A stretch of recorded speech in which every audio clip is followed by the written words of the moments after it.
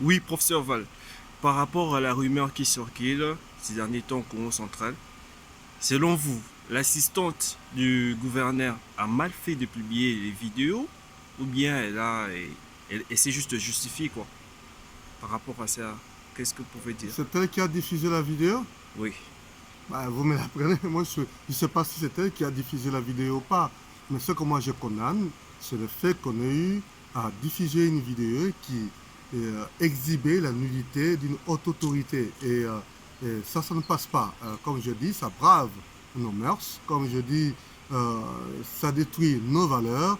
Ça ne montre pas véritablement que nous sommes les descendants du peuple Congo, que nous appartenons à un grand royaume qui a fait son temps et qui nous a légué des valeurs qui sont légendaires et reconnues par tous.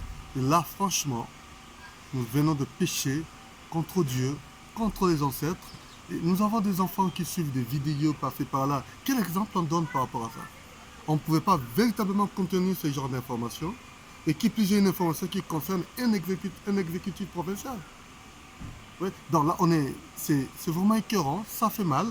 Et c'est vraiment dommage que ça puisse se passer au niveau de la plus haute sphère de l'autorité de notre province. Et si vous pouvez dire à propos du vice-gouverneur, il doit démissionner ou pas? Mais ça saute aux yeux.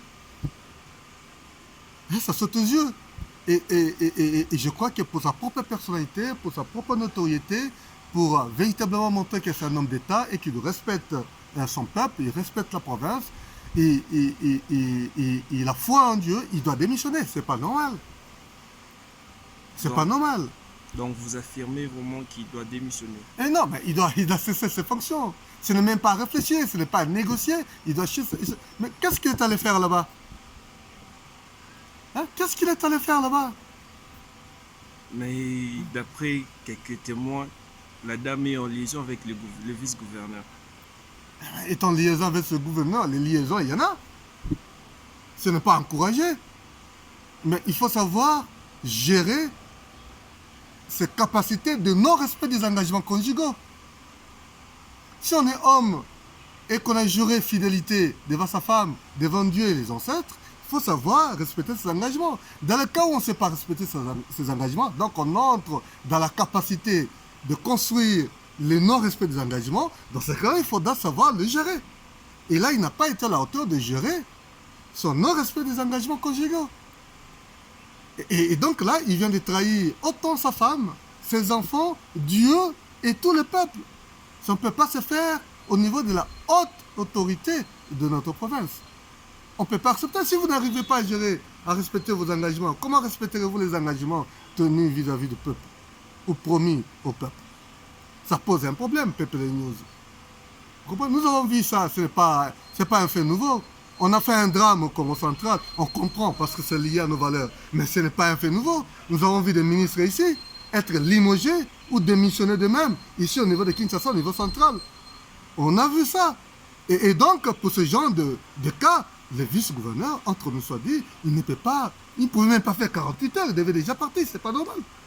Parce que là, c'est toute une nudité qui a été exhibée au niveau de la presse. Oui, prof. Quelques jeunes sont descendus de la rue ce matin, juste pour demander la démission du gouverneur par rapport à cette histoire. Vous pouvez dire quelque chose sur ça? Je ne comprends pas que le gouverneur de la Oui, province démissionne oui, parce qu'on a attrapé en flagrant délit d'adducteur son vice-gouverneur. yeah, c'est exact. Comment vous expliquez ça, vous? C'est le gouverneur qu'on a attrapé en flagrant délit? C'est l'assistante du gouverneur, d'après les jeunes, l'assistante du gouverneur qui fait partie de ces coups. Donc, c'est le gouverneur qui fait partie de ces coups.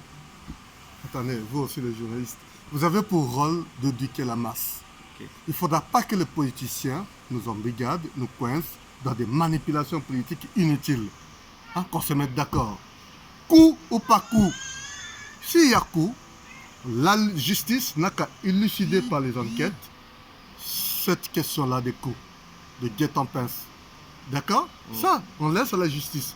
Parce que comme il n'y a pas clarté par rapport à ça, comme il n'y a pas clarté d'une existence quelconque d'un coup, on laisse faire la justice faire son travail.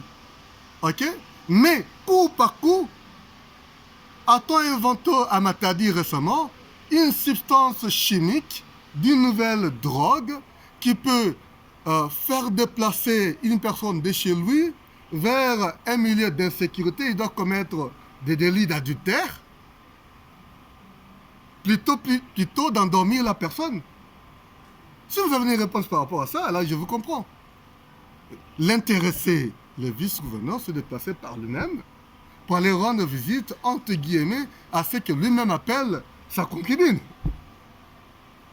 Ce sont ses propres déclarations. Il s'est déplacé de lui-même pour aller rendre visite à celle que lui-même appelle sa concubine. C'est le gouverneur qui lui a déplacé. C'est le gouverneur qui lui a demandé de se déplacer. Attendez, mettons-nous quand même d'accord. Vous me parlez de l'assistante du vice-gouverneur. En plus, c'est une assistante du gouverneur. Donc, en d'autres termes, un bras droit du gouverneur. Comment vous allez vous taper un bras droit de gouverneur comme ça? Dans quel but? Mettons-nous un peu d'accord, dépassionnez le débat. Comment vous allez vous taper l'assistante de votre titulaire? La personne qui est censée gérer les dossiers de votre titulaire, vous êtes son adjoint, vous vous tapez de cette personne. Dans quel but? Vous ne trouvez pas que ça ne va pas? Il faut qu'on se mette d'accord un peu par rapport à ça. On ne veut pas qu'on en parle, mais il faudra quand même qu'on se cause. Avant de crier au cou, analysons d'abord les faits. Au moins les faits sont clairs. Dans quel but vous allez vous taper l'assistante de votre titulaire? Votre titulaire vous fait confiance. Vous êtes en contact avec son assistante et vous vous tapez son assistante. C'est de la trahison, papa.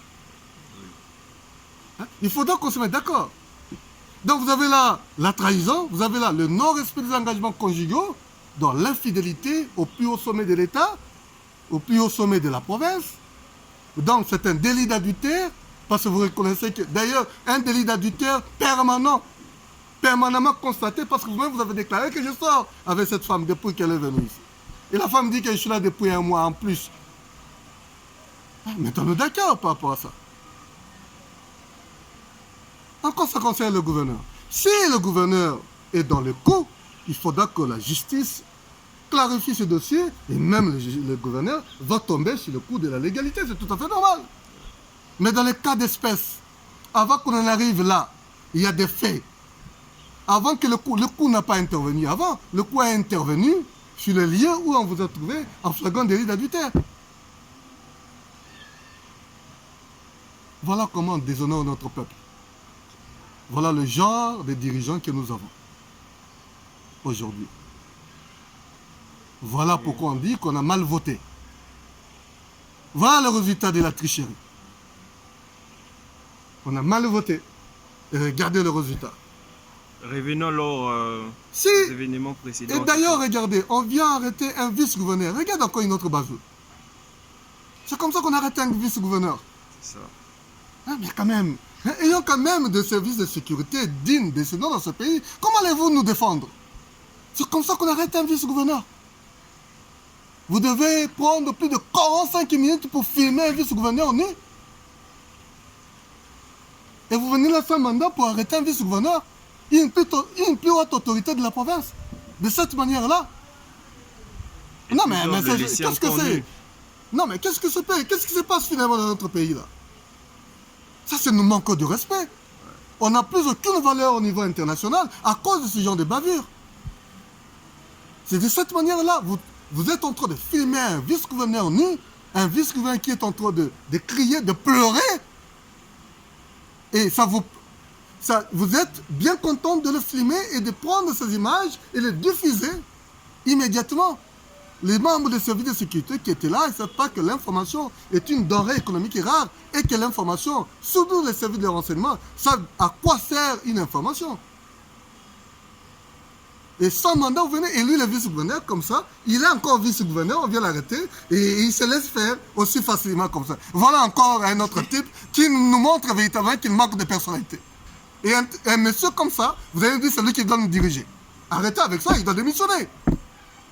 Il doit démissionner.